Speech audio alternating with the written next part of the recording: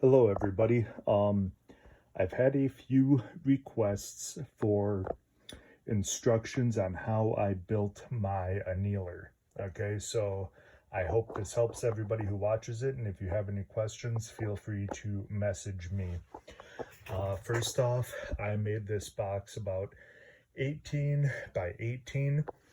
I have seen them smaller. Personally, I wouldn't go any smaller than about 15 by 15. 12 by 12 is getting really small. That's just my opinion. I made the whole thing out of MDF. The front panel here, that's at a 12-degree angle.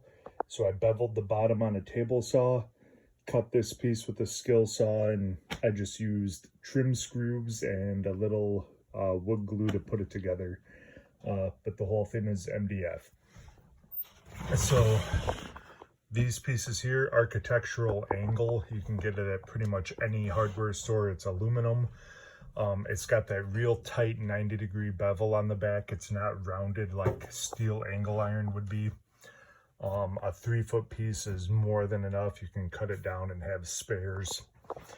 I had this piece 3D printed, but you can actually make it out of a 2x4 with a 2-inch or 2.5-inch hole saw, and it'll give you the hole for your drive shaft, and it'll cut you a nice round circle. But if you're going to do that, drill a hole through the 2x4 first, about the same size as the largest case you're going to anneal. Then when you cut the hole saw, you want about 2/3 of this hole inside the perimeter of the circle. And then just use a file, and you can, widen this up as you need to, or make it a little deeper as you need to. So that's what I had on here originally. It was made out of a 2x4, worked just fine, but I had this 3D printed. Here's the cake pan. Do yourself a favor, get yourself a higher quality cake pan. You're gonna be cutting it, so I don't know, I went cheap, and as you can see, it's kind of flimsy. It works, but as soon as I cut the lip off, it kind of got out of round. So as it spins, it actually gets a little closer to my ramp and a little farther away, a little closer, a little farther away. So get a quality one that's rigid, good steel, but you're going to be cutting it. This down here is just a beam hanger clamp. So normally what these do is this part here clamps onto a steel beam, and then you put threaded rod in here and you hang the threaded rod down for mostly commercial applications, but you can find these in hardware stores. What I like about it is that my torch, the torch head sits in here, and then I can tighten it down. I can tighten it down with this screw, and I can adjust the depth as I need to. And depending on the length of my brass, I can either turn this and pull my torch head out farther, or I can spin it in and, put the torch head closer. This is just a U-bolt. You can buy these at any hardware store. I grinded off the threads on mine just because I didn't want them scratching the brass. These are the D shafts. I have the links for all of this stuff on Amazon, the flanges, the D shafts. These are just, nuts and bolts, no big stuff there. The timers, the only thing bad about these is as soon as you plug the machine in, these turn on. So you just push the buttons, they turn off, not a big deal. But when they're off and you plug the machine in, they turn on. Okay, that's the only thing bad about these. So if you want to find different timers, go for it. Okay, around the back here, you've got your 120 to 12 volt power supply. I have an old extension cord. It was broken, so I just cut a few feet off of it. And that wires in. It's very self-explanatory how this all wires together. I happen to have some old wiring. I just cut lengths as I needed. The motors, okay, and the wiring up to the timers, and the tape I don't know, I just put that on there just to hold it a little bit while the hot glue set and never took it off. So I have these motor mounts on here. Now, as you can see, there's screws that go in from the front of the mount into the motor, and there's the coupling there to go from the motor shaft to the D shaft. So what I had to do is I had to find the position where I wanted this first, then attach the motor mount to this board, then attach the motor to the mount, then align this.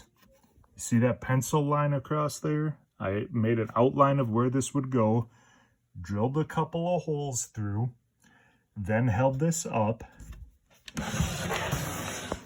and put trim screws in with a little glue from the front.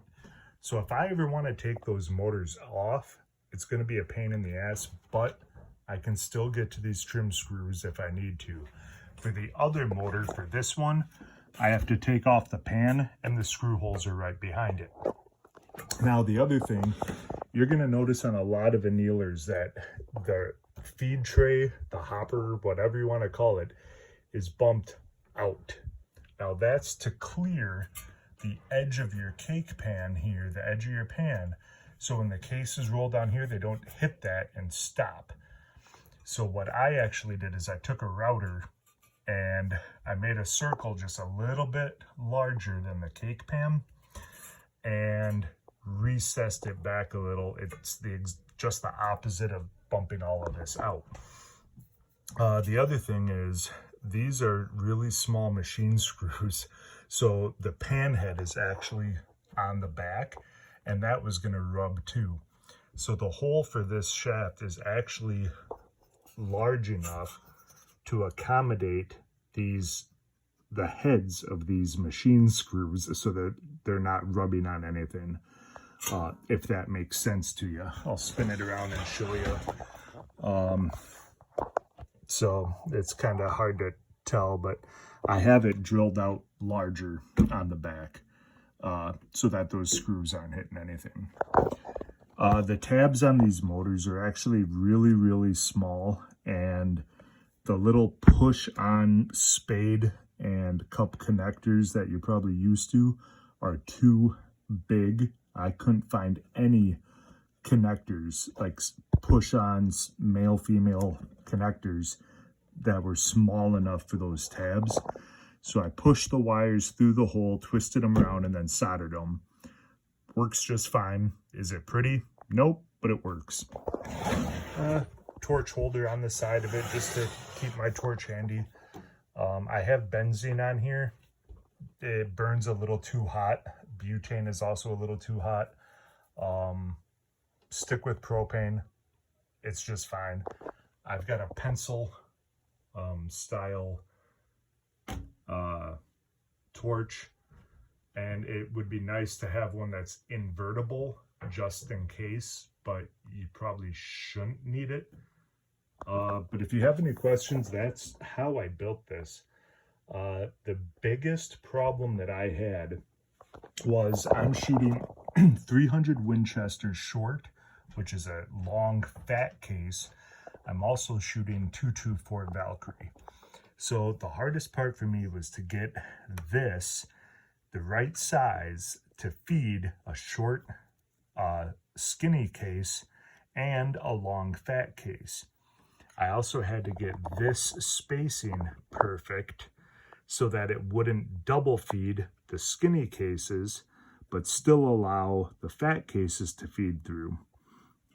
I had to get the pitch of this correct. I've seen some that are really steep, and I tried that at first, but my cases would roll down, they would hit this, and they would bounce out because they were dropping in so fast. There's a little trial and error. How I have mine set up, it works. I haven't had any issues with it. So there's my little video for you guys, and I hope it helps. Bye.